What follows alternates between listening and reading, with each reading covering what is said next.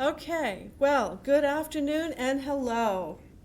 I'm Marjorie Ogg, Professor of Art History here at University of Mary Washington in Fredericksburg, Virginia. Welcome to the opening of Venice 2014, an online exhibit researched and designed by art history majors here at UMW. Over the course of this spring 2014 semester, we have studied the history and monuments of Venice, Italy.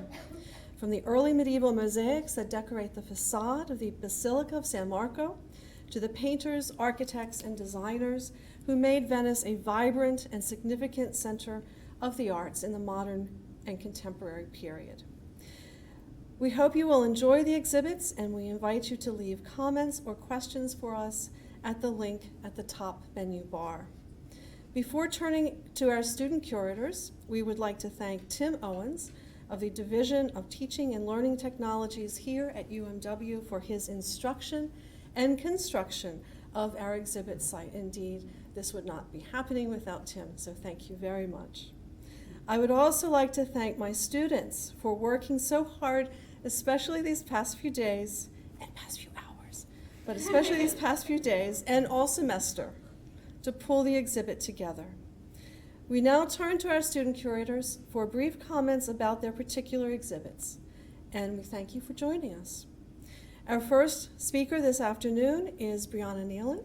She will be talking on the St. Mark mosaics of San Marco. Brianna.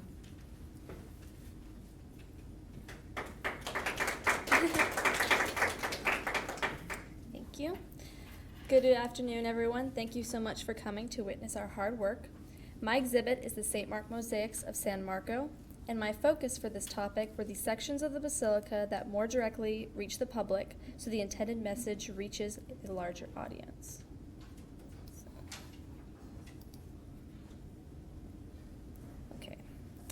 So my thesis was through the Italo-Byzantine style mosaics, the visual account of St. Mark's journey to his resting place in San Marco represents Venetian pride in its cultural identity and the ability to adopt other cultural traits and make them part of their own history. The city and St. Mark have an immense effect on the art of San Marco and by extension its history. In my research, I learned that the extensive renovations that have occurred throughout the years have been somewhat detrimental to the intended message. Though mosaics relating to St. Mark are situated through the basilica, for my thesis and the site, I discussed only 3 areas in the front half of the building, since they are most available to the public and not as degraded by damage or restoration.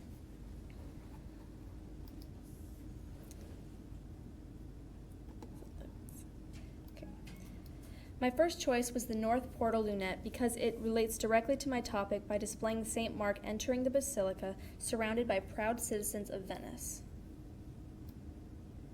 And I have a little blurb here saying, the desire to put forward a carefully contrived and idealized image of Venice and do it in the most public of places, a place, moreover, that carried the full authority of both church and state, was among the primary forces that shaped the content and organization of the program. And this area is one of the only spots on the facade that are still maintaining the, maybe I can use this. Here we go. Directly relates because it keeps the 12th to 13th century mosaics, and it displays St. Mark entering the basilica.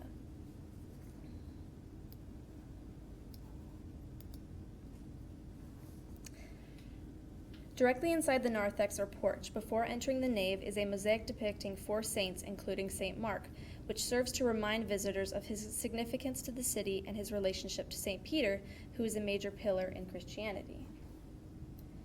So here is one panel. You can kind of see the doorways here, which separate the 4 different saints. So Peter would be located on this side, and St. Hermagoras, one of St. Mark's followers, would be on the other.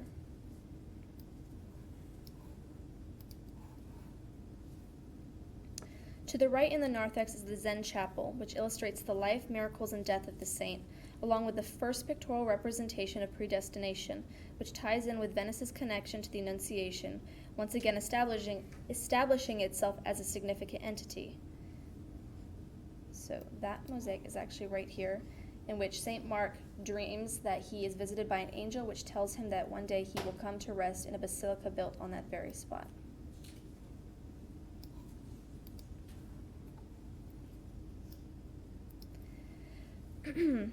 In understanding the scope of this project, I briefly explain the materials and styles of glass mosaics before moving on to discuss the restoration in the 1800s and how these restorations changed the overall look of multiple image registers.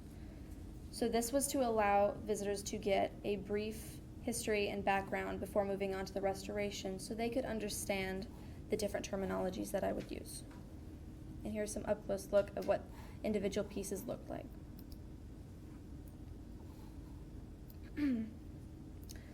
So the restoration that happened in the 1800s, specifically starting in 1857, discuss how different chief restorers had different methods for restoring the building and how some of their work actually damaged the original messages, which can never be brought back. Therefore, the messages that people see today are completely different from what they would have seen in the 12th and 13th centuries. And that is what I have.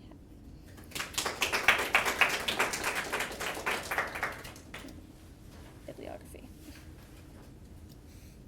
Thank you. Thank you, Brianna.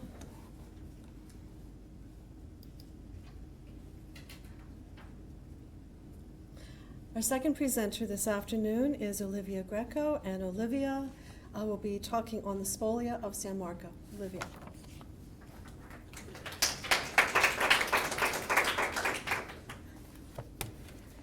Good afternoon. Today I will be talking about the topic that I'm doing, which is the spolia of San Marco. My topic, the spolia is, which means spoils of San Marco, are the treasures that they've received over the past for several years and many thousands of years from different wars and conquerors. So for my introduction just discusses what my topic is about, and it's about how three different kinds of spolia, which are the four tetrarchs, the four bronze horses, as well as the pillars of Acra, and their significance to San Marco and why they're placed where they're placed.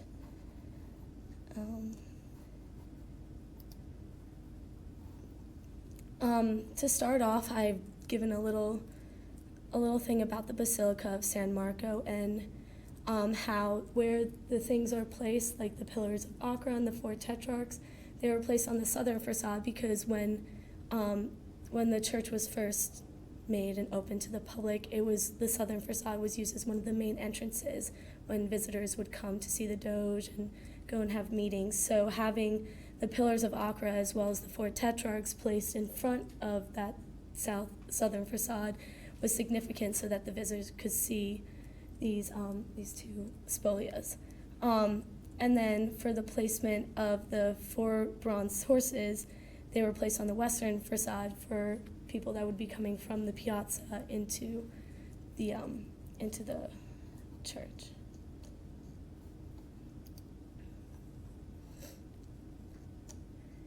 So the portrait of the four tetrarchs, they were made in 305 CE as for the four tetrarchs during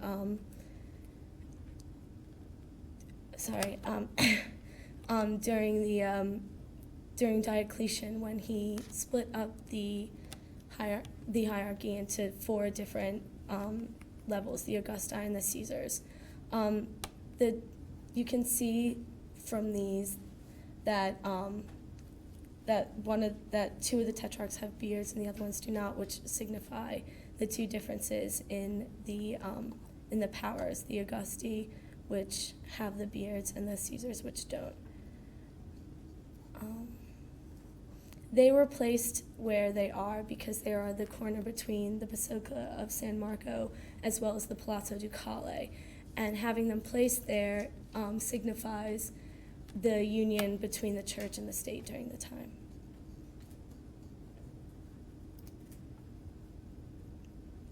the four bronze horses, like I said before, are in front of the western facade, and placing them in front of there shows the power and the victory of the Fourth Crusade during, as well as the Quadriga Domini, which is a Christian influence that was brought, but during the time, the Venetians didn't really know about this until a later time period. As well, also the bronze horses were originally thought to be all bronze, but they actually are found to be 96% copper and 4% bronze.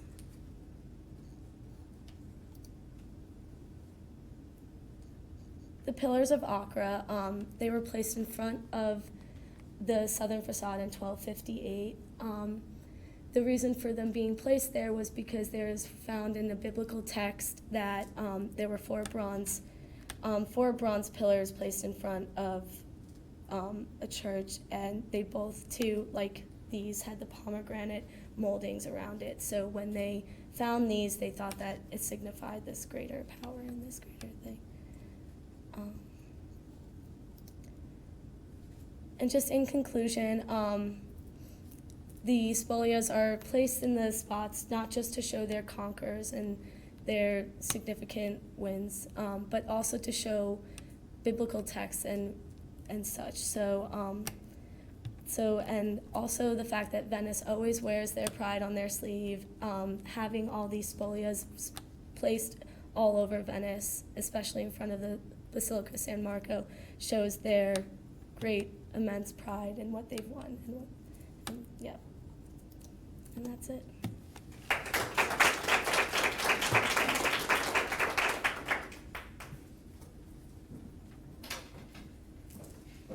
Thank you, Olivia. Our next speaker this afternoon is Katie Frazier, and Katie's talk is 16th Century Portraits of the Doges of Venice, a comparison of Venetian and Florentine painters.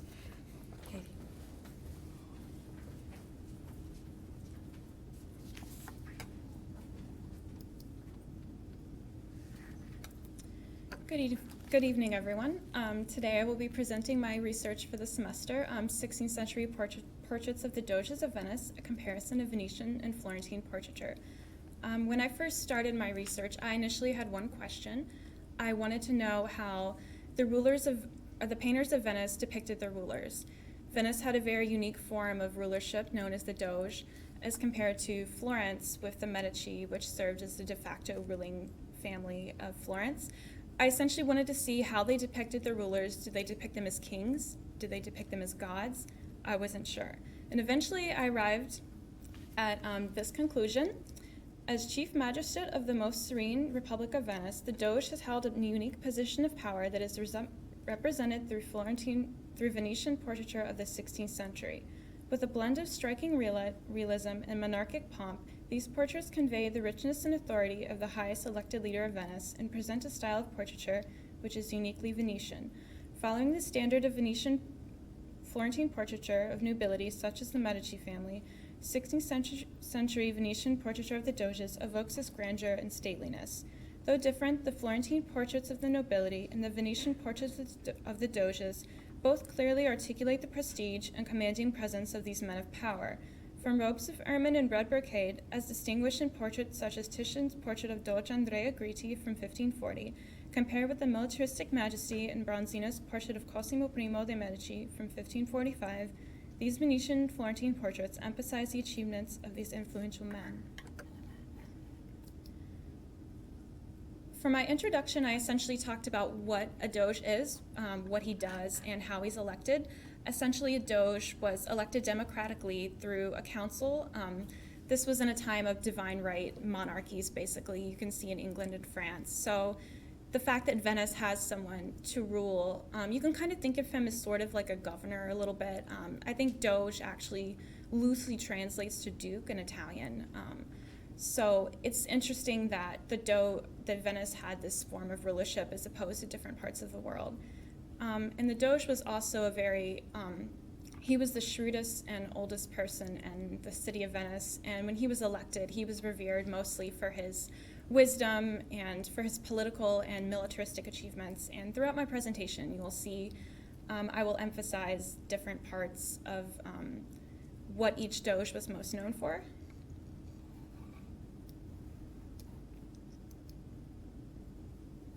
Here we have Doge Leonardo Loredan.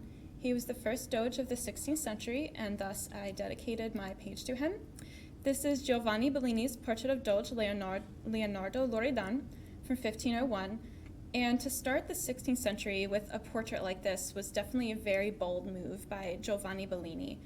It has a very assertive plasticity to it, and it kind of reminds me of like a Roman, like imperial bust. Here I compared this with Piero della Francesca's portrait of Federico de Montefeltro from 1465 to 56, or 66. I included this portrait Central Italian because I think it essentially set the tone for 15th century portraiture. And since art isn't created in a vacuum, I wanted to show how Venetian and Florentine portraiture kind of rubbed off on each other a little bit. And then I included Vittore Carpaccio's portrait of Doge Leonardo Loredan. And essentially, I spend time here talking about profile portraits versus three-quarter portraits versus frontal portraits, and what each portrait is reserved for. And I also have Agnolo Bronzino's portrait of Cosimo del Vecchio, which I've compared with the previous Carpaccio that I mentioned. I've titled this page Militaristic Might, Titian and Bronzino. Here I focused on the Doges of Venice and their Florentine and the Medici, who were known for their military accomplishments, namely Doge Andrea Gritti, and this is his 1540 portrait by Titian. I compared this with Agnolo Bronzino's portrait of Cosimo I de' Medici. Venice and Florence both were going through some pretty difficult times with war, and especially Venice losing territory. And just to depict how the Doge is seen here, he's very aggressive looking, and it kind of alludes to his personality here. And I also included the more passive portrait of the Florentine Duke, Cosimo I.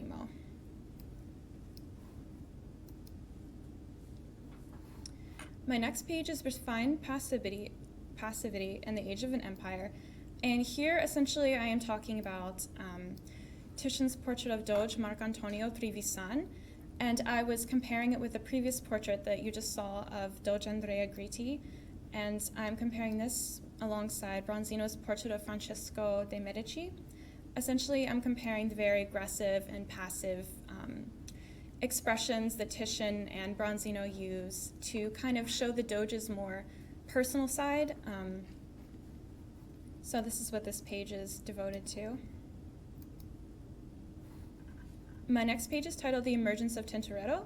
We've talked about Titian and Carpaccio and Bellini, and now we have a new artist, Jacopo Robusti, also known as Tintoretto, who emerges as a very desired Venetian painter, much like Titian. He introduces a new style of Venetian portraiture. I find that he conveys the same emotions as Titian in his portraits, except it's a little different color palette, but you really get a sense of the Doge's more personal side, especially in his portrait of Doge Pietro Loredan from the 1570s. And here, Tintoretto he does very interesting things with space. He makes it seem as though you're standing in the Doge's presence, you're talking to him, and in this portrait definitely you can see he's making almost a sign of welcoming. And this also alludes to his wisdom, because the Doge, like I said, was a very old man. He served a life term as Doge, so it does convey his wisdom and his judiciousness as ruler. And here I have compared this with Agnolo Bronzino's portrait of Cosimo I de' Medici, and I also contrasted this feeling of openness and this idea of communal space that you saw in the previous portrait with Bronzino's work, which I feel like is a little distance from the viewer. Venetian portraiture, I've noticed, is you really get a sense of you are with this person, you are talking to this person, whereas in Bronzino's work as court painter for the Medici, he sort of distances you from these very powerful people. This page is titled The Doge at War, and it seems I didn't add an image here. I apologize for this, but I don't know what happened to it. I apologize, but it is supposed to be Tintoretto's portrait of Doge Sebastiano Venier, which I was going to compare to Bronzino's portrait of Duke Cosimo I de' Medici, and even though you can't see the portrait, I will add it soon, but both men are depicted in front of a window, which alludes to what's going on in the outside world of Venice. You have them as commanders of naval battles, especially Doge Venier, who was he was a naval captain for Venice, and this is really the first time you see, or you would be seeing, the Doge as kind of in his like battle armor, looking as though he's going to march off into battle. And it definitely references what was going on in Venice at this time as they were losing some of their territories. So I also talked about how these images are images of propaganda, especially Bronzino's portrait of Duke Cosimo I de' Medici. If you take apart the iconography and you look at it, he's leaning against a row of columns. It's kind of alluding to the Medici's like long reputation as we are like an old family. We can date ourselves back to antiquity.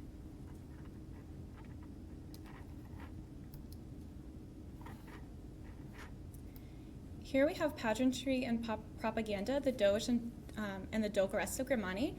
And this is Tintoretto's portrait of Doge Marino Grimani from 1576. And in this page, like I had mentioned earlier, I was talking about the portraits of the Doges as images of propaganda. The Doge Marino Grimani was known for his very extravagant election, as well as the very lavish coronation of his wife, the Doggeressa, who is pictured here in Tintoretto's portrait of the Doggeressa Morosini Grimani from the 1590s. And in this page, I was talking about how I want to consider both portraits as a pair, sort of like Federico de Montefeltro's double portrait of Battista Sforza, or Piero del Francesca's portrait of Battista Sforza and Federico de Montefeltro.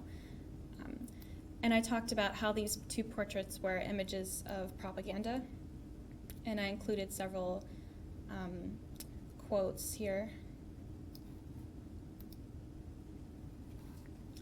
My conclusion essentially states that with a very special form of rulership that Venice had as a doge, it equally demanded the same portraiture for that. They weren't depicted as kings. They were everyday people. They hailed from noble families, but they weren't royal by any means, such as the rulers who ruled by divine right.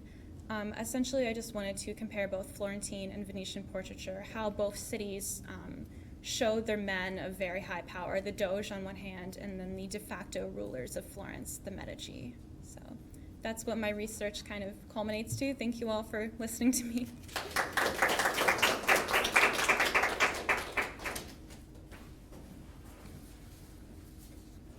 Thank you, Katie. Our next speaker this evening is Enav Avadia, and Enav will be speaking on Titian's portraits of women in the 1530s and 1540s. Enav?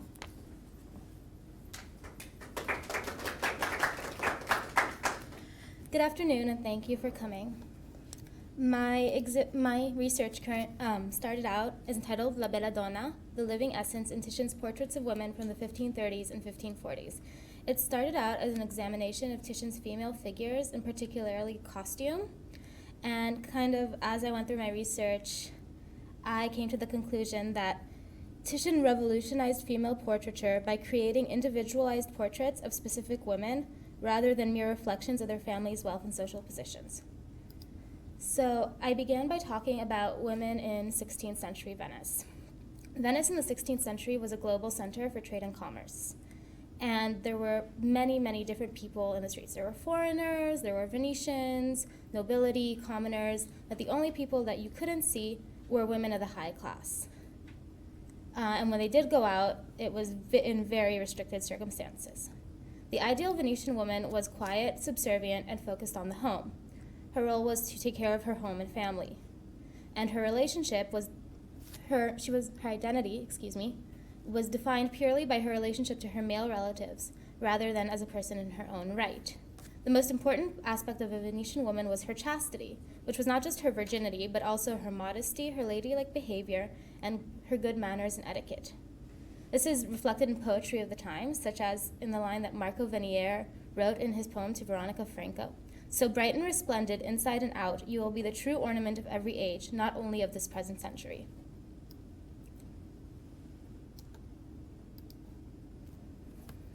The premier portraitist of Venice in the 16th century was Titian. Unlike his contemporaries, Titian breathed a living presence into his portraits and created an approachable and almost tangible figure that you could have a conversation with. This is through the use of formal elements such as pose, gaze, composition.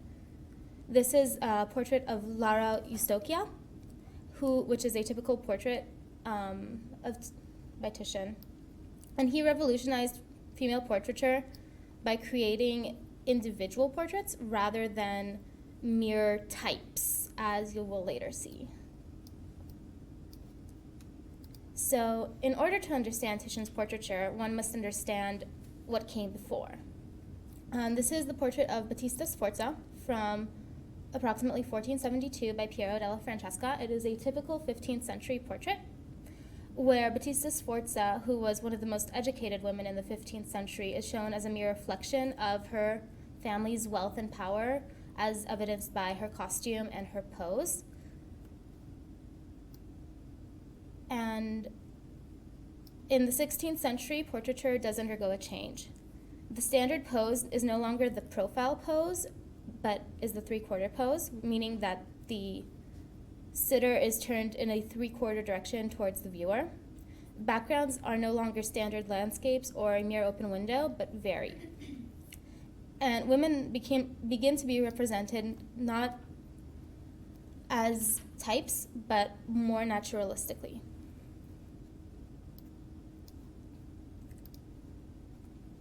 The first portrait I examined is this portrait of Isabella of Portugal from 1548.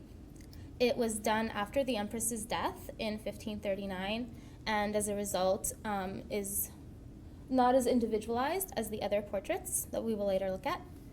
However, you can see her individuality in her face, which is not the standard reflection of beauty, and you can see her husband's feelings towards her. This is a reflection of a beloved woman rather than just a symbol of wealth and power. Her husband, the Emperor Charles V, loved his empress very much and was devastated by her death, and you can see his feelings reflected here.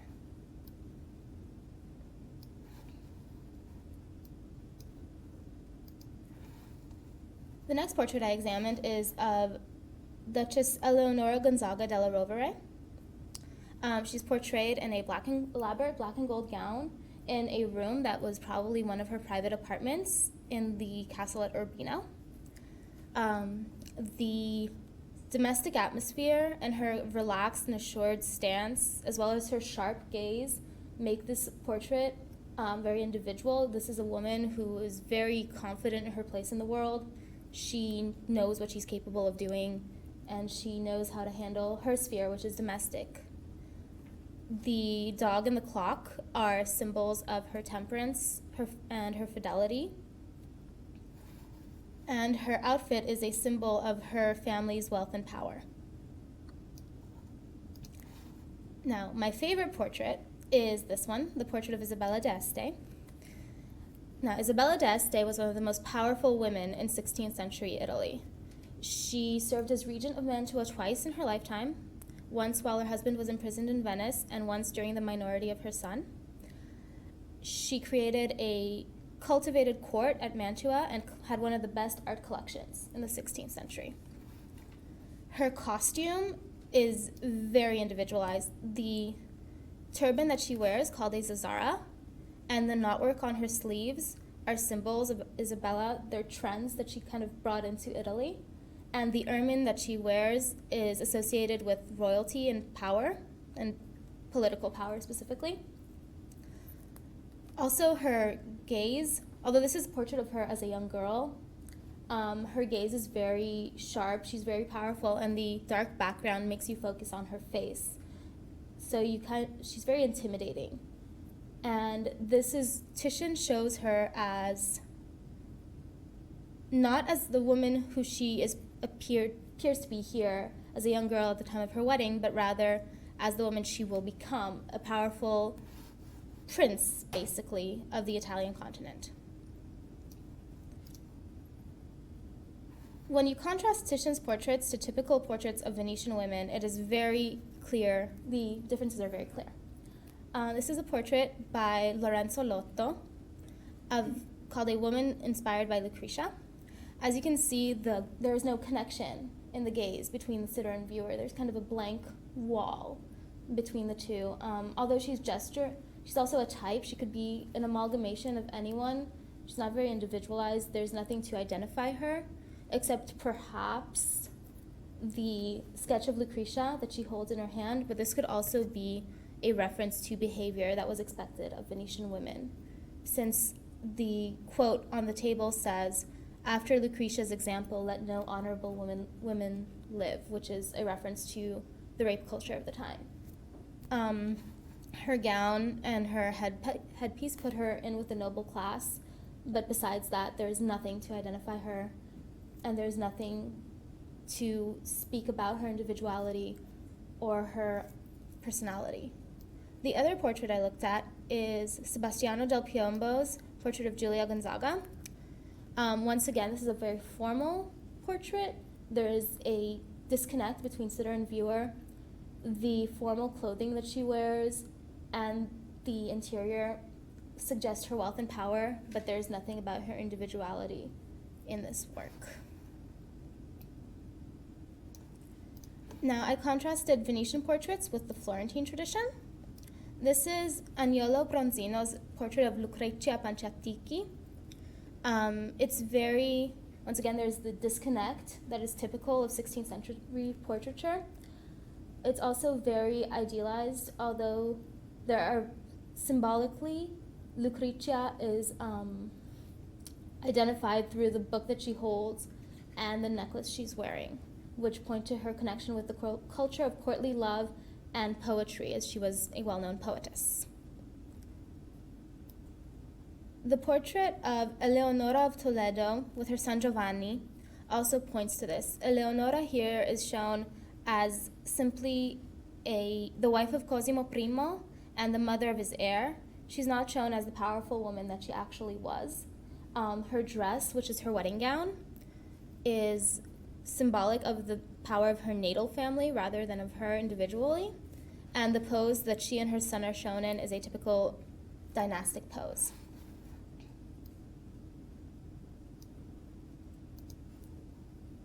In conclusion, Titian revolutionized female portraiture during the 16th century by creating individualized portraits that were unprecedented. He managed to combine a flattering image with a powerful portrait that speaks volumes about the sitter's personality. His women, unlike those painted by other contemporary artists, are not just flat representations of virtuous, chaste, noble women, who are reflections of their family's wealth and prestige. Instead, they are individual women who are loved and respected. They form a direct connection with the viewer and seem real enough to hold a conversation with. They can intimidate, judge, or dismiss the viewer, but it is clear that there is an intentional dialogue. This individualization of women in portraiture was an entirely new idea and revolutionized female portraiture forever. Thank you.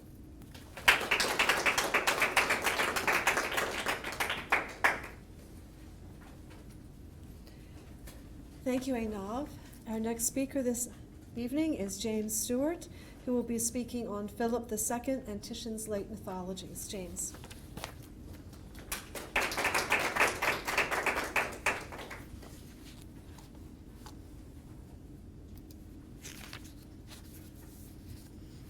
Hello, my exhibit is on Philip II's patronage of Titian's late mythologies. My thesis is that Philip II of Spain is well known for his defense of the Catholic faith and his rule over a powerful Catholic kingdom. Philip II, a great patron of the arts, brought the Renaissance style of art to his kingdom. When he was looking for an artist to help him achieve this goal, he turned to the Venetian artist Titian.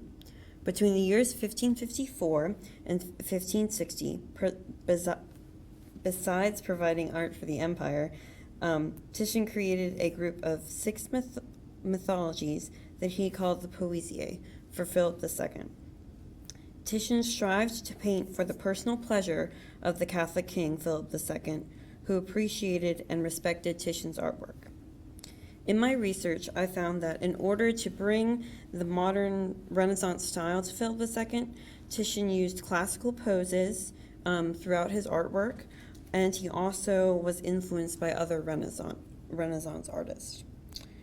In order to flatter Philip, Titian would use his work to show the political power of Philip II. My first page is the first 2 works of the Poesiae. The Danae depicts the story of the princess waiting for Jupiter to come down from the cloud in the sky. And she's reclined on the bed, and the figure is similar to The Leda and the Swan by Michelangelo. And you can see that the line is a little bit different. Titian uses a softer line, as where Michelangelo uses a sharper line. The second work in the Poesiae is the Venus and Adonis, and this work shows Venus holding on to her lover Adonis, who's a hunter, and she's trying to prevent him to go out on the hunt, and the hunting dogs he's holding on to right there are all reared up to go. And then there's Cupid back underneath the tree with the bow and arrow above him. In Venus and Adonis, Titian uses a classical pose from a Roman relief of Amor and Psyche, and you can see the similarities between Venus and Psyche, who's right here.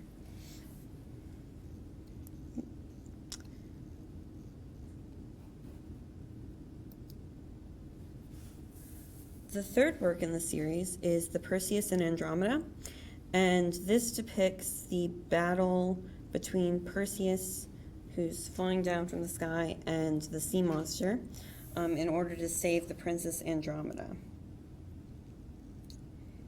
In this work, Titian is influenced by Cellini and his bronze relief of the same story. As you can see, the figure of Andromeda with the hand behind her head is similar to the one that Titian uses. The fourth and fifth works of the Poesiae are the Diana and Actaeon and Diana and Callisto, and they both tell stories of the power of the goddess Diana and her ability to punish anyone who has upset her. The first one is the Diana and Actaeon shows Actaeon, who's the hunter, coming into the grotto of Diana and her nymphs who are bathing. And in the end of the story, she sends his own dogs out to kill him when he's turned into a stag. So her power over the people who wrong her. And then the second is the Diana and Callisto, and this shows Diana banishing Callisto, who is a pregnant nymph, and all of her nymphs needed to be virgin, so she was banishing her from her circle of nymphs. In Diana and Callisto, Titian uses a Roman relief of Pluto seated on his throne to show Diana and the power of these the gods, and that can be referenced to Philip II's power as well.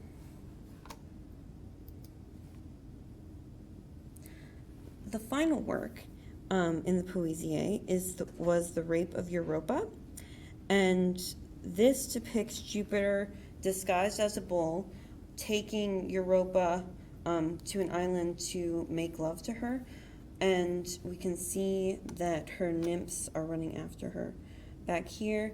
And in this work, he basically, Titian uses his own type of pose. There's no classical reference that I could find to this pose. So we can see Titian wanting to bring out his own style to Philip II. It also shows the political power of Philip II. If you reference Philip II as Jupiter, he is literally taking Europe by force, basically, to be on his back. Also, you can make the reference, Philip II owned a lot of colonies, especially in the New World, so you can see the similarities with the bull taking Europa across the ocean to implant in other places of the world. In conclusion, the Renaissance style and political references that are seen in the works show the respect that these two great figures in history had for each other. I hope that a visitor to my site will learn about this relationship between Philip II and Titian and the importance of the Poesie. Thank you for coming.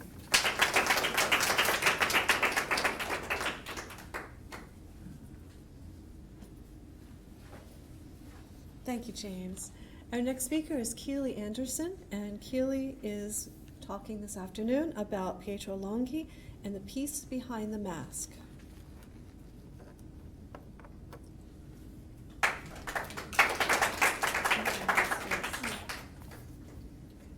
think I'll be okay. Excuse me. Sorry, guys. Okay.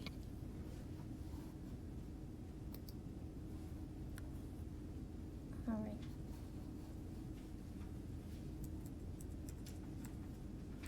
Okay. Good afternoon. So I'm going to be talking about Pietro Longhi, an 18th century painter, and the famous Venetian mask. So Pietro Longhi was a Venetian painter in the 18th century, and he is a lot more obscure than most of the other painters I think we'll probably be talking about today. And before I launch into Longhi himself, I just want to give you some background of what was happening at the time in the 18th century to kind of inspire his subject matter. So up until the 18th century, Venice had been experiencing lots of warfare, and they'd gone to war, I think, at least once every century. And so the 18th century kind of brought about a new peace in Venice when the Treaty of Passarowitz was passed in 1718, and Venice kind of totally changed its outlook and no longer really cared about maintaining its political power, and decided to look inwards and focus on the city itself. And so in the 1740s, Pietro Longhi began to paint genre scenes of the nobility that emphasized them kind of taking part in the city's activities, especially in activities that were a little bit more illicit. And Longhi could get away with painting such illicit scenes because oftentimes the upper class men and women were masked, and also they were the ones who were commissioning the works. Masks protected individuals like that of the nobility from censure, as they placed a distance between the outside world and the wearer. This distance allowed the wearer to maintain society's expected level of decorum and morality. And it's apparent that Longhi definitely painted for the nobility, and I think this is what ultimately guided his subject matter. And Pietro Longhi's paintings aren't simply just genre scenes, but they are actually the Venetian nobility's desire to kind of maintain the city's survival by placing a distance between their desires and the city.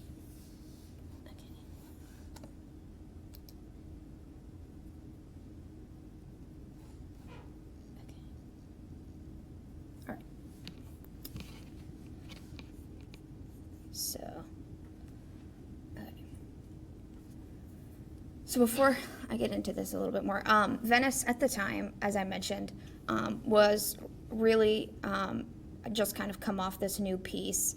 And one historian mentions Venice as being reduced to a passive existence, whereas another scholar who I found in my research actually disagreed and said that this time was a period of flourishing for like the fine arts, music, literature, and that was definitely true. So while Venice's political status declined, citizens were kind of enjoying this period of flourishing. So Pietro Longhi, his original name is Pietro Falca, kind of took advantage of this, and he was born in Venice in 1702, and he went to study under Maria Crespi in Bologna, and there he kind of developed his skills as an artist, and this is likely where he first encountered genre painting, which is what he became renowned for. Okay. So this first image here is called Exhibition of a Rhinoceros at Venice, or also called The Rhinoceros. And it's important because it shows a historical event that happened in Venice in the Carnival of 1751. And what it's trying to show is that this rhinoceros, which had been in Europe for 10 years, had finally come to Carnival and was being displayed. And this image was commissioned by Giovanni Grimani, who was a relative of Doge Pietro Grimani at the time. So we know that this was commissioned by a member of the nobility. And the masks are definitely on nobility, as the people in it are wearing a tabaro and a bauta. And a tabaro is a black cape kind of worn over your, I guess, normal clothes underneath. And then you would wear the bauta, which is that white mask, and the tricorn hat. And that was a typical uniform for men. And women could also wear that too. And there was a little bit more variation there. If you were seen wearing without a hat, most of the time you would wear a moretta, which is what that woman in the back is wearing. And you would hold this button in between your teeth to keep it on your face. Whereas the bauta was secured with the hat. So that's the difference. But yeah.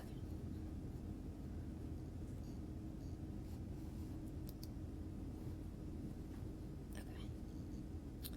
So as you can kind of get the gist, Pietro Longhi would often depict the nobility in his works as masks. And he would depict them as masks because he himself was a little bit afraid of the government at the time, and he didn't want to offend anyone. And he also wanted to protect the nobility's reputations. And the French traveler Ange Goudard, who was traveling in Venice at the time, kind of explains why people were wearing masks at the time. And he says that the Republic gave people an excuse to wear masks, gave people an excuse to disguise themselves. So why not take advantage of it so they could act more freely, basically. So in this image, this is called Mass Party in a Courtyard. And I think it's a perfect example of Longhi's use of masks and costume. And it's kind of clear that masks had a dual purpose. They would protect one's identity while also kind of protecting your level of decorum or your social stature in society. And in this image, men and women are dressed in a tabaro and a bauta, and they're kind of conversing and drinking coffee. And in this image, it's strange that the women are unmasked, but it suggests that they are kind of comfortable in their surroundings and like secure in their social standing.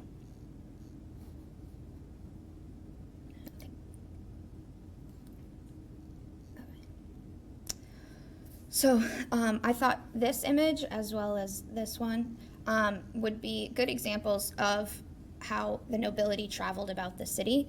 And this top image is a fortune teller at Venice by Pietro Longhi, and the second one is the quack doctor by Pietro Longhi.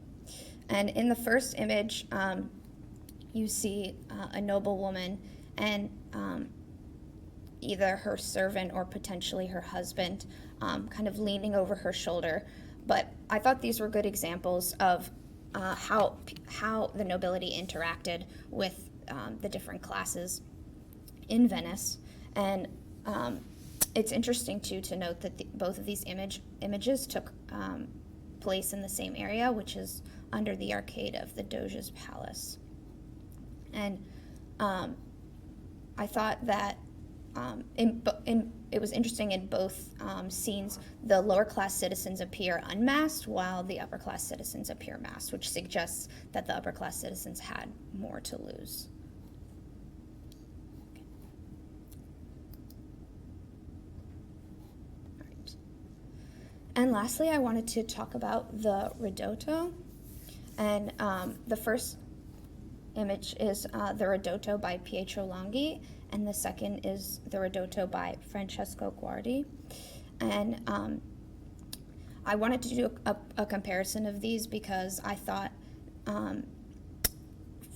Pietro Longhi is very different in his style from his contemporaries in that he's showing a much more intimate look into Venetian life, whereas many of his contemporaries, like Guardi, are kind of part of the Vedustiti, which is the view painters, and the Vedustiti were kind of painting these really sweeping landscapes of Venice. And as you can kind of tell, in between, the difference between the two styles is that you have this kind of really large view of the ridotto, whereas Longhi's image is a more intimate look into the ridotto. It focuses more on the people there. And the ridotto is really important in Venice at the time, as it's kind of the center of life. It's where the nobility could go for a retreat, have a conversation. Women could meet up as long as they were chaperoned. And for men, it was definitely a draw because you could gamble. But because this place was so dangerous and it was considered a crime against morality, masks were very prevalent here. And so there are a lot of images created by Longhi, besides this one, of scenes from the ridotto. Okay. So kind of in conclusion, what I want to try and point out is that Longhi was created kind of a variety of scenes of Venice that depicted the nobility in masks and kind of showed like a dual action of using masks to protect the identity of these nobility who are commissioning these portraits, while also protecting their reputation. So Longhi, who was kind of desperate,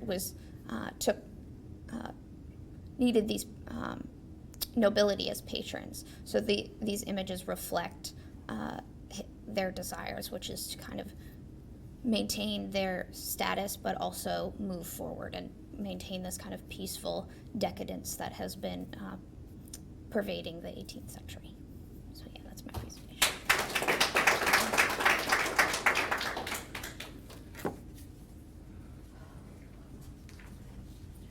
Thank you, Keely.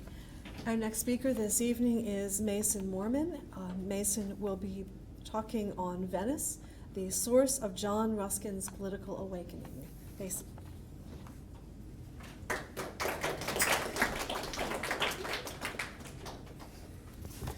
Okay.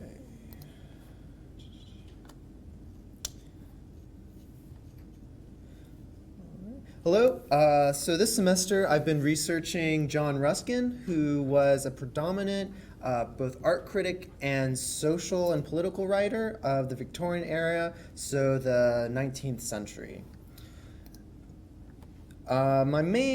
As I researched Ruskin, I was mainly drawn to his social and political commentary, but I was surprised when I found out that he didn't start writing about social or political issues till very late into his career. And I was curious why it took him so long to have this interest in social and political issues.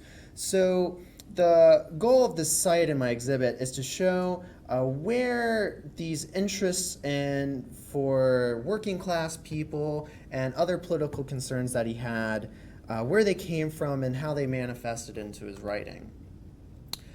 So the key to understanding the way he got to his political awakening is through the study of his relationship to Venetian architecture. So I broke down the site into different sections on how Ruskin interacted and dealt with Venetian architecture. So before Ruskin went to Venice, his two main influences in his life were his mother and his father.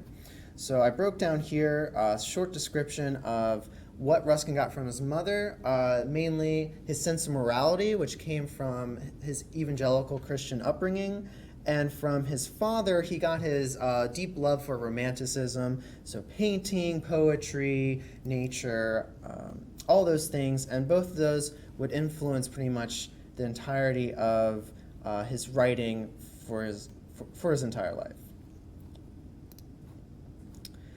Now, Ruskin did not start writing about architecture. He mainly focused on painting, mainly the works of Turner, but once he discovered Venice, he really began to, his interest in architecture grew greatly, and from his 1845 trip to Venice, that's when he first started writing about architecture. So when dealing with Ruskin talking about architecture, I've broken down, each section deals with one book that he wrote. So 7 Lamps of Architecture was his first book on architecture, and much of the book talked about Gothic architecture.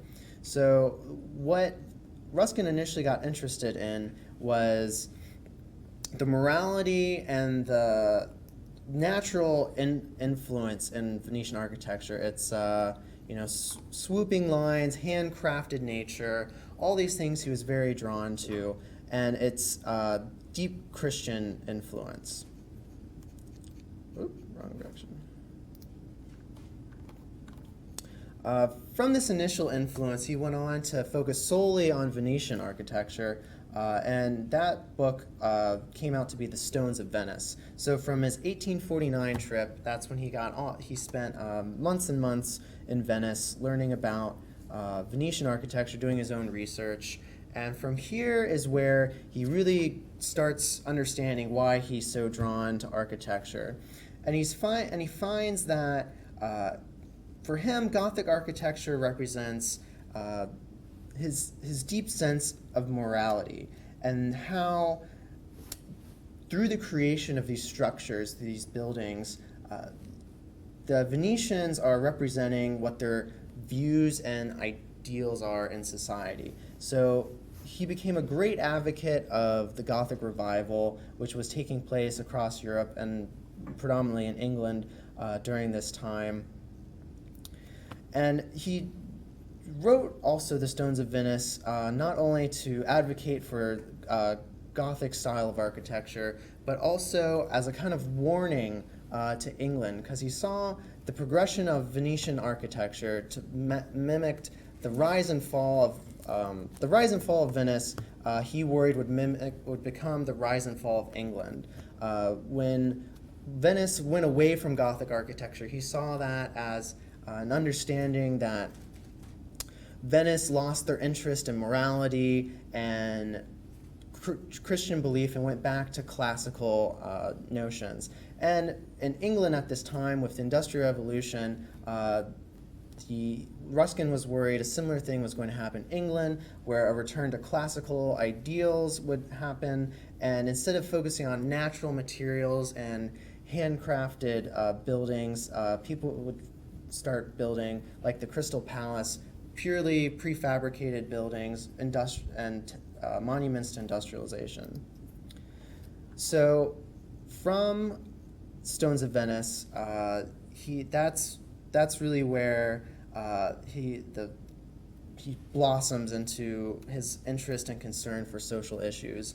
And all those come together into one of his later books, Unto This Last, which is a volume of various essays that he wrote on social and political issues. And he found that this was he considered this the most important work of his life, because once he discovered that in the end his interest in architecture was really an interest for the condition that people lived in and the choices that societies made, he dedicated almost 20 years to his life solely to discussion of political and social issues. And during that time, he almost never talked about art.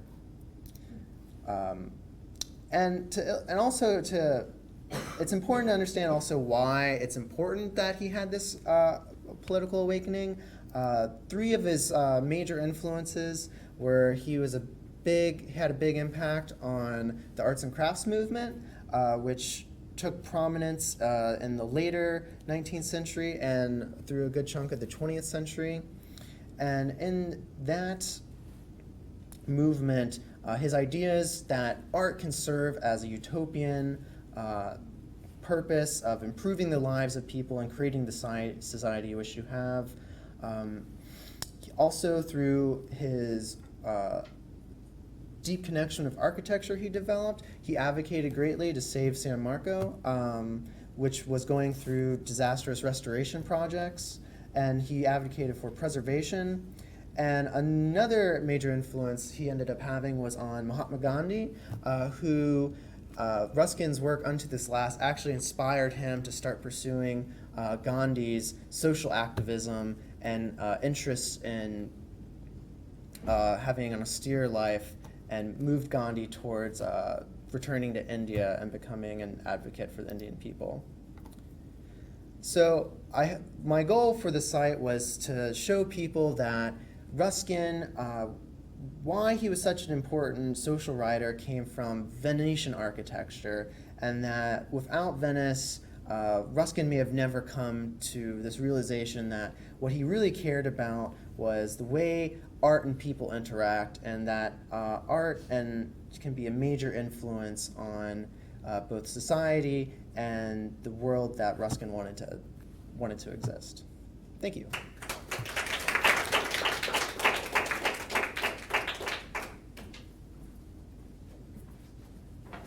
Thank you, Mason. Our next speaker this afternoon is Alexandra Fay, and Alexandra will be speaking on views of 19th century Venice through the eyes of Whistler. Alexandra?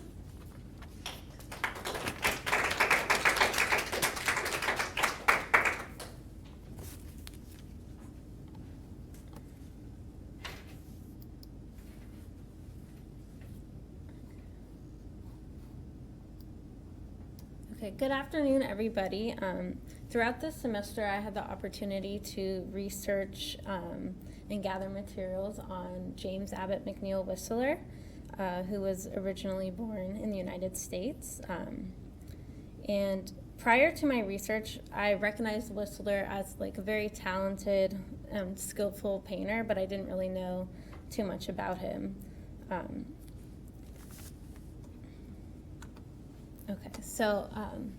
Venice presented this great artist, James Abbott McNeill Whistler, with a magnificent opportunity to grow as an artist and a person.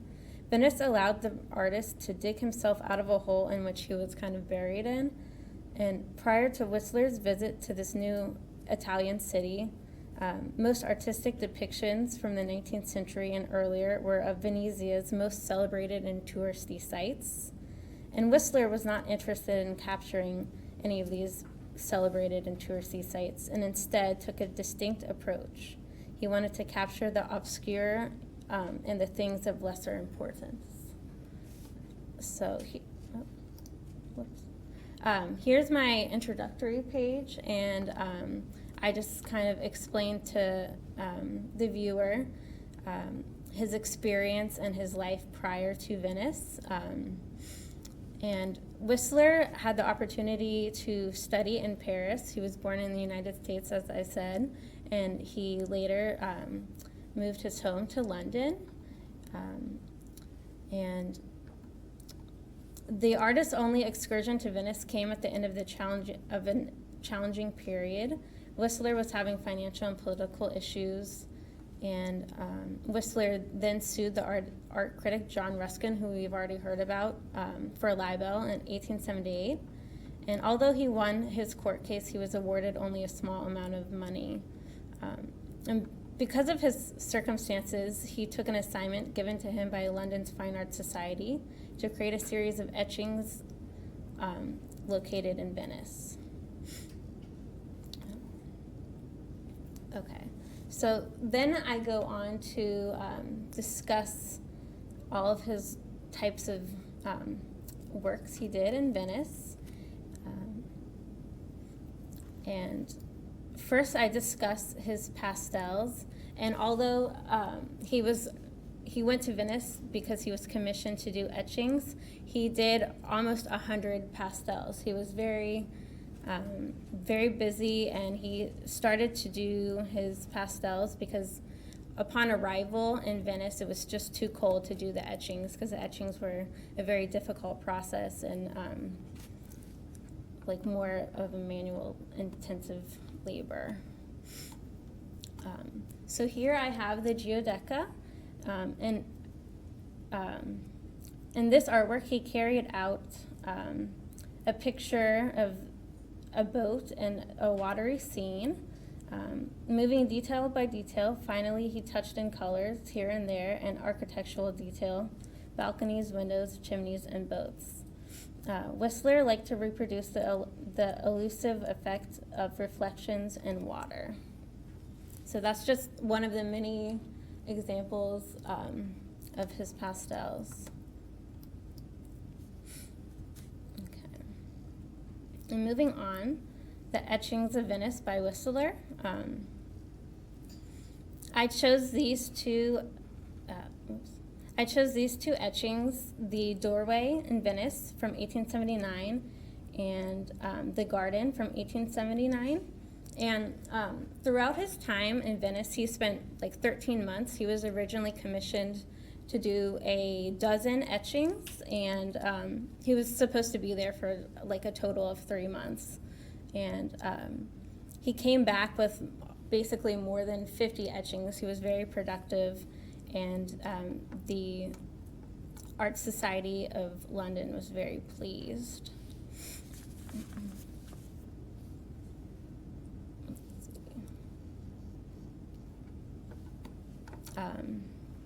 But anyways, James Abbott McNeill Whistler strived to be different, and his methods and techniques were very like inspiring, and he kind of left his mark, his artistic mark, especially when it came to his etchings. And for some reason, my last page is not appearing, unfortunately. But on this page, I had a picture of an oil painting done by Whistler, and a description of that medium, which he kind of used as like an extracurricular activity. He did about like 6 to 8 like oil paintings when he was in Venice, and they were all very colorful and just very beautiful. And like his other mediums that he experimented with, he really focused on settings that weren't necessarily, the touristy locales of Venice.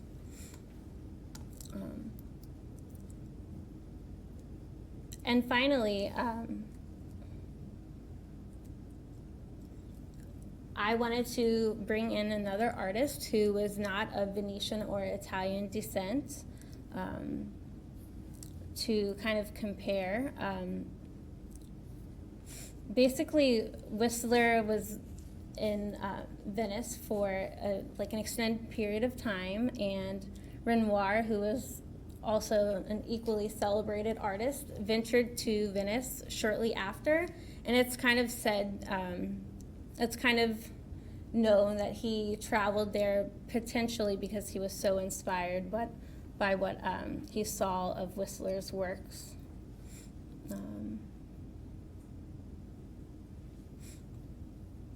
And Whistler was an artist who wore many different hats. He experimented with many different mediums and kind of went from different like artistic styles to artistic styles. And he was sometimes considered an impressionist. And Renoir here, who was born in France, was truly an impressionist. So I wanted to kind of compare his works, which he ultimately did in painting and oil painting, with all of Whistler's works. So, and that concludes my website. Thank you.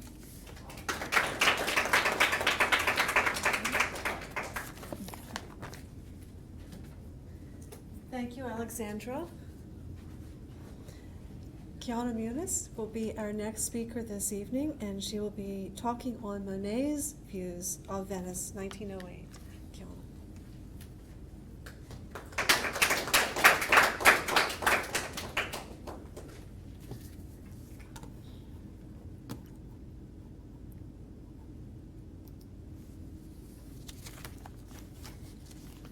All right. So my topic is, of course, the famous Impressionist Claude Monet and his paintings during his stay in Venice, which lasted from October 2nd to December 7th of 1908. His goals in Venice were to capture the interplay of light on the architecture there, the reflections on the water, and the atmosphere of the city. While studying his work, it occurred to me that all but one of his paintings included architecture. And even though the details were underrepresented, this led me to my thesis that in the landscapes of Venice, Monet did not think it mattered what he painted. However, this study of Monet's paintings of the city indicates that architecture was critical to Monet in depicting the atmosphere of Venice. So for my introductory page, I have a picture here of the San Giorgio Maggiore by Monet. And I just outline what my paper was about this semester. The fact that in 1908 he was invited to stay at the Palazzo Barbaro by the owner, Mrs. Daniel Curtis, whose late husband was a friend of John Singer Sargent, a painter and friend of Monet who influenced him to go to Venice. Monet and his wife went to Venice and stayed there longer than the 1 month they were planning to go. And during his stay, Monet started around 40 oil paintings, which were completed from memory at his studio in Giverny, France, before they were exhibited at the Bernheim Jeune 1912 Venice exhibition in May and June of 1912.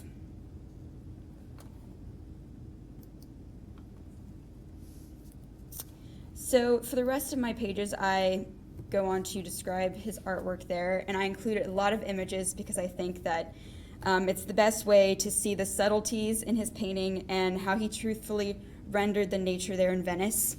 From the steps of the Palazzo Barbaro, Monet painted 6 canvases of the Santa Maria della Salute, which he called the Grand Canal series, which is perhaps the most methodical of the views that he painted, for they're almost all the same size, the motifs are pretty much identical, and they were painted in the same time in the afternoon.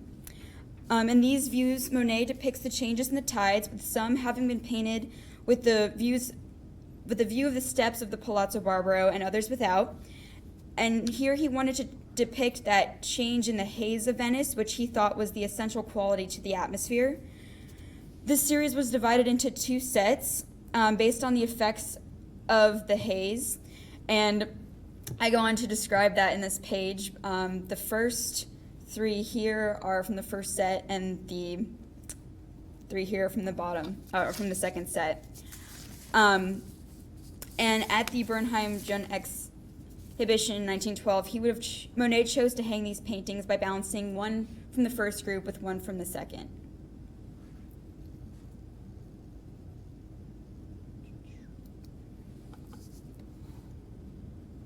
My next page is about the Palazzo Ducale, which I called Monet's Palazzo Ducale because he depicts it a lot differently than other contemporary artists of his time. This was his favorite subject in Venice, which he painted frequently from the island of San Giorgio. His Palazzo Ducale, seen by San Giorgio Maggiore, also contains 6 paintings like the Grand Canal series. In these examples, you can see, actually not examples, I tried to put all of them into the site. Well, you can see the difficulty, how difficult it is to recognize the details of the facade. Instead, Monet was interested in the impacts of light, the reflections, and the movement on the waves of the Grand Canal, and of course, the ever-present haze in Venice.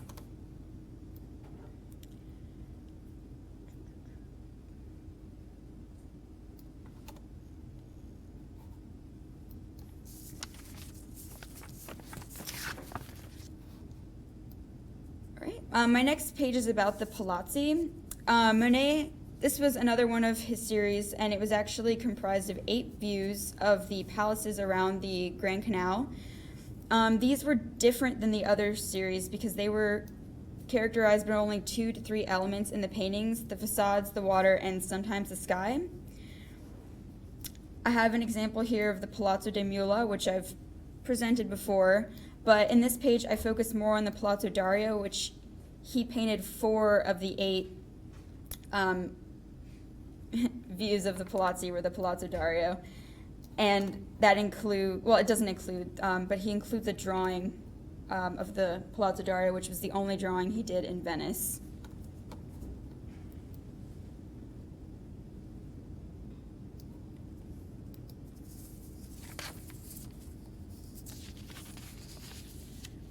Next is the San Giorgio Maggiore.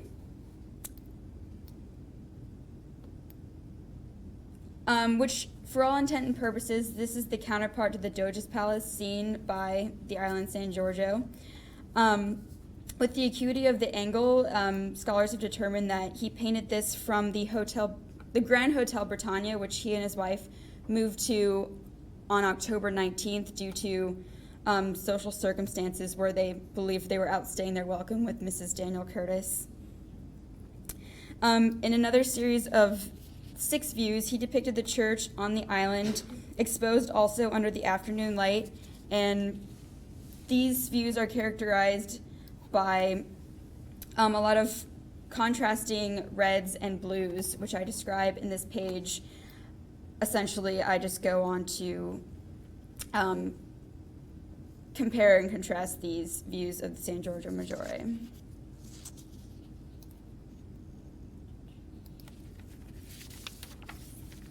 And for my last page, in conclusion, these are the last paintings that Monet did in Venice. His 2 smaller series, one is the Rio della Salute, which I include in the larger image, which stands out more than any other group because in these paintings, they emphasize one's perception of Venice from within the narrow canals, supporting that the atmosphere that he sought to paint was achieved by painting architecture. And I included his final paintings, the Venice in Twilight series, which shows that Monet depicting Venice with a more traditional romanticism than he did in his other work. But here he also depicted reality under the same conditions. However, the pictorial representations are slightly different. There's still that haze and that luminous quality from that you saw in the Grand Canal series. And just in conclusion, these 2 also have a strong architectural presence, but the subject has no more meaning than the rest of the components. Thank you.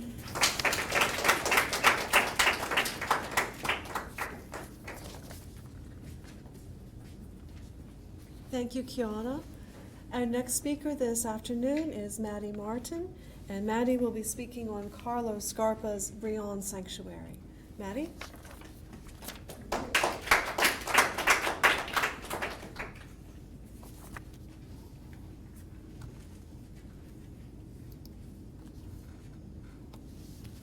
Okay, good afternoon. The title of my exhibition is Creating Harmony Through Architecture, Carlo Scarpa's Bryan Sanctuary at San Vito d'Altavole. I want to first begin my presentation of my exhibit by posing a question that my research seeks to answer. Is it a tomb, a monument, a garden, a cemetery, or a necropolis? Given the breadth of Carlo Scarpa's work, it is not surprising that the most well-known, most visited, most photographed work, and the object of the greatest number of interpretations in Italian and international writing is also the most difficult to categorize. The nature of the commission and the architectural effect achieved by Scarpa makes the tomb exceptionally difficult to define. Any attempt to identify or describe it includes the notion of a voyage. My research focused on examining the properties and themes within the structure, formally analyzing the structure, and comparing it to the overall style of Scarpa's architecture in order to define the meaning of it, the creation of harmony through repetition of forms, materials, and themes. Though it is not possible for most to physically visit Scarpa's Bryan Sanctuary, it is hoped that this exhibit will allow you to mentally visit the location and imagine the architectural elements that Scarpa employs in order to create a harmoniously peaceful atmosphere for both the living and the dead. I've set it up as if you are truly at the site walking from structure to structure. Beginning with the entrance into the enclave that introduces many of its essential themes, the asymmetry of left and right, the construction of thematic views, the negotiation of interrupted passageways, the iconography of Venetian Renaissance painting, and most interesting, the movement and orientation of the visitor's body in relation to the garden's organization. The most clearly visible theme is Scarpa's reference to Venetian Renaissance painting. When visitors approach the entrance, they are greeted by a large open rectangular concrete structure, but most importantly, the featured interlocking circles that form a vertically oriented mandorla. Within the concrete circles are blue and pink Murano glass. This subtle detail adds further depth to Scarpa's creation.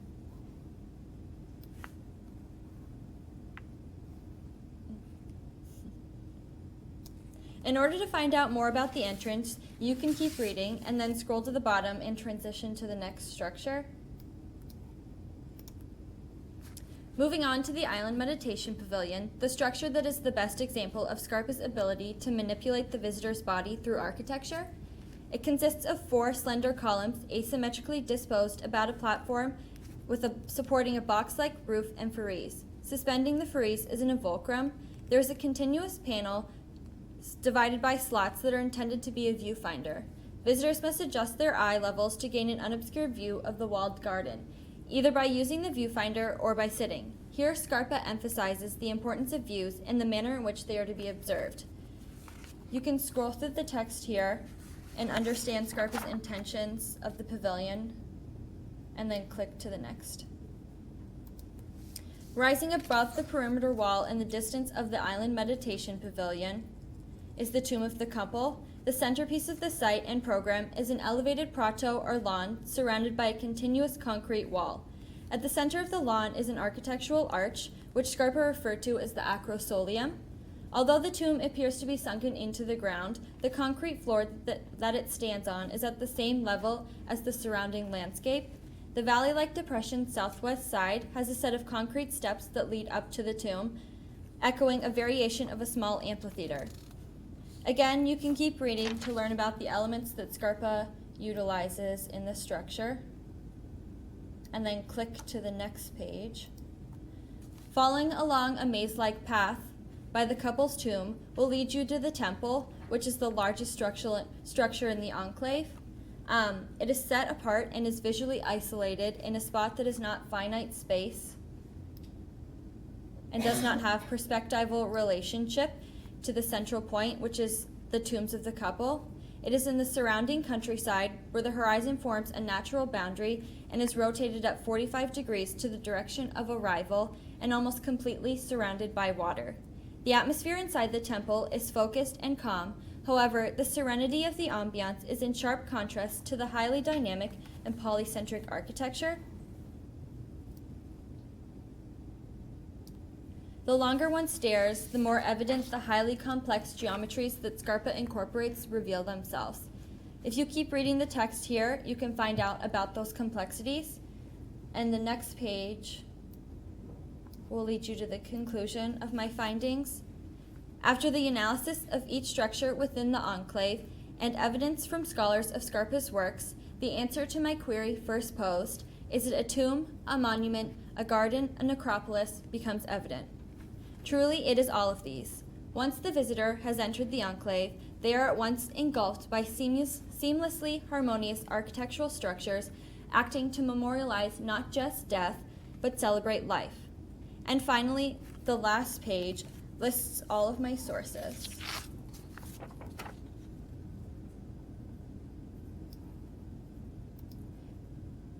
It is hoped that reading through my research, along with the images provided, has helped you imagine the beautiful sanctuary that Scarpa created, as well as the major themes that could be found throughout the enclave.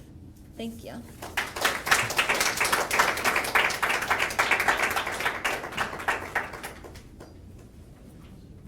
Thank you, Maddie. Our last speaker this evening is Sarah Hazel, and Sarah will be talking on saving the sinking city, conservation efforts in Venice. Sarah.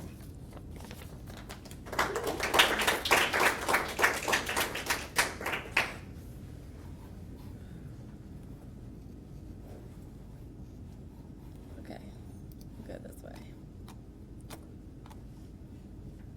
All right.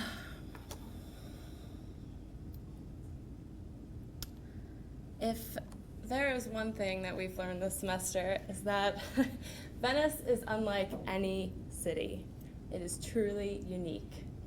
However, there is an issue, well, multiple issues, but the two I specifically focused on were pollution and the increasing occurrences of flooding in the city.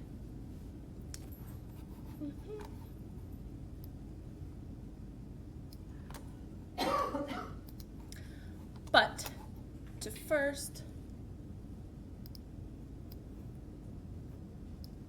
there were lovely images here. To begin though with the lagoon, you have to understand how it's formed. So in the beginning, the Adriatic Sea stretched all the way in, almost to Turin today, and in the map you can see that it's really far. But over time, the sea gradually receded, leaving a small patch of islands. And these became the safe haven for many fleeing people during the years of turmoil in Italy. In the beginning, the people that settled there knew that the lagoon was a complicated system, that the rivers feeding into the lagoon brought the sediment and the silt, and the tides in turn carried it out. And so together they created this marshy wetland, which provided areas for fishing and clamming and basically the means to survive.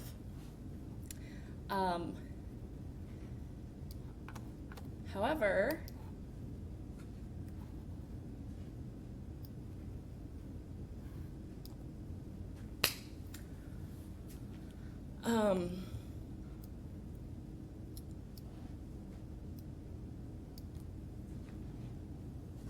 over time, they decided that it was best to shift many of the rivers that fed directly into the lagoon to the north and to the south of Venice.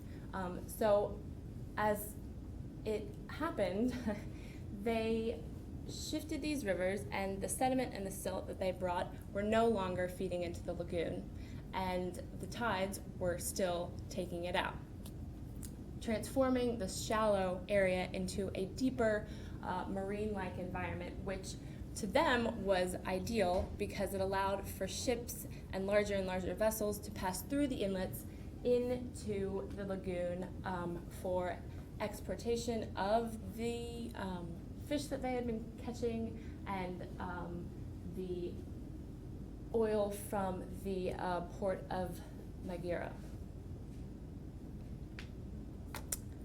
However, these led to many sources of pollution. The factories that are in the mainland along the coast of the lagoon, as well as the factories that are on the islands of Venice itself, they feed pollutants and chemicals right into the waterway. There are dumps scattered throughout the islands as places to, well, dump the waste from some of these factories, as well as household waste and all of that. There are farms on the mainland that use pesticides and agricultural pollutants, as well as the runoff from the livestock farms. Those enter the waterways and feed directly into the lagoon, which in turn kills the salt marshes and all of the other little things living at the bottom. Also, all the people. Their sewage system is not very modern, so it feeds directly into the lagoon, which just adds to the pollutants, and as well as the air and the roads on the mainland, and the pollution and gases emitted by the oil tankers and the ships that pass through the lagoon.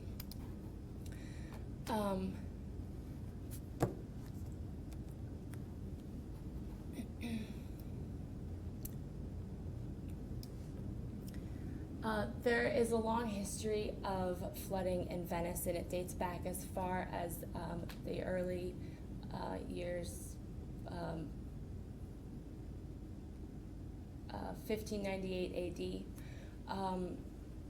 But my little chart would have shown that with the rising sea levels caused by global warming, the occurrences of aqua alta, or flooding, have become more and more frequent, which is caused by a number of reasons. The first are the two winds. There's the Bora, which is from the northeast, and the Sirocco, which is from the northwest. They're both from the east, north and south, which pushes the water into the lagoon, creating these water surges. This is what happened in the November 4th, 1966 flood, where the waters rose almost 2 meters higher than any previous flood. So the accounts of these floodings are increasing. There is all kinds of factual stuff in here.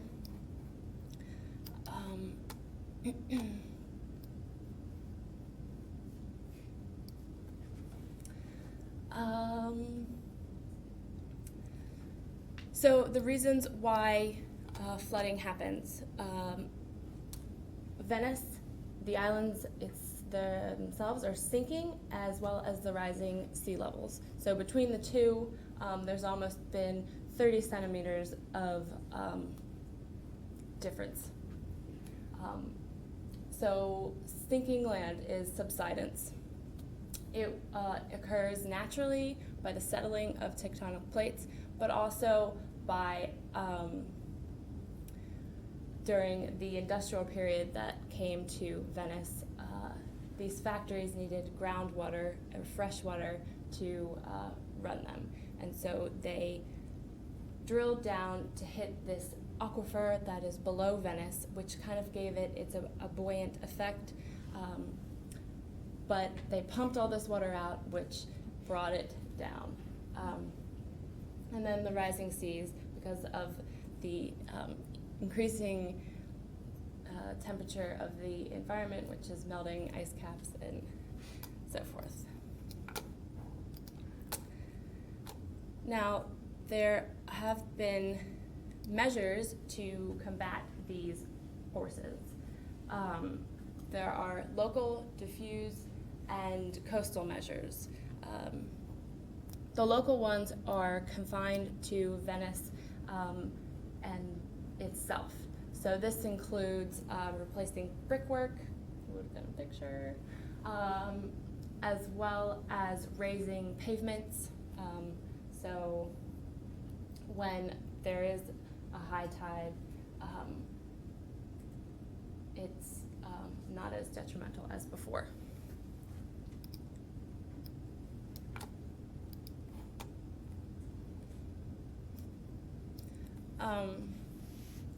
The diffuse measures are for the lagoon. They are, they include rehabilitation of the natural salt marshes, which is a complex system because they need to be wet at certain points but dry at other points. There is also natural or man-made salt marshes that is built from the materials that are dredged from the canals. But there have been problems with erosion along the edges of the marshes, so they have built fences and pilings to try to keep it contained.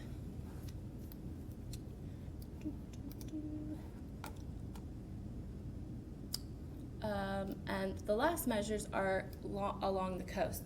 This would include the rebuilding of beaches along the coastal islands, as well as jetties to kind of break the waves as they come in, and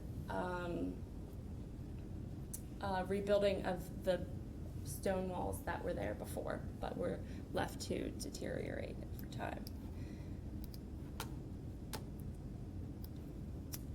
So the really hot topic right now is this mobile, or this floodgate system. There are other ones around the world, and they've been proven to be successful. So the Venetian government thought that it would be a good idea to invest in. So beginning in 1988, they created a model. And after their research and 20 years, building commenced in 2003. It's projected to finish in 2016. So the floodgates are to be installed in the three inlets, the Lido, the Malamocco, and the Chioggia. And depending on the size, there's a certain number of gates per inlet. These gates will lie full of water, parallel to the sea floor or the lagoon floor, and then when there is a projected high tide of over 110 centimeters, the gates will slowly fill with air, which pushes the water out, and they'll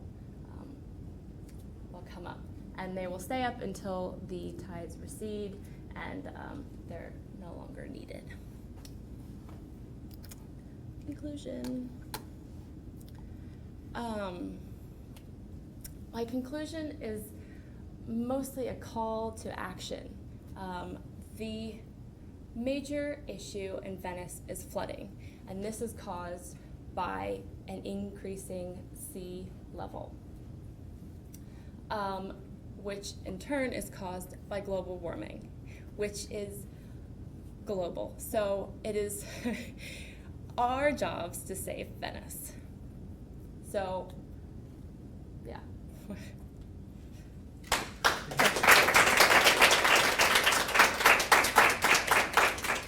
I apologize for the pictures. They were great. So. We will see. They worked on our computers. Okay, thank you. I think we should take up Sarah's call and save Venice, absolutely. And as we have seen here, there is a great deal that Venice offers, and there is much here for us to consider. We thank you for joining us, and I hope you will come back shortly, because there will be more images arriving at the website. Yes, they will arrive here. So thank you, and we look forward to your comments. Thank you.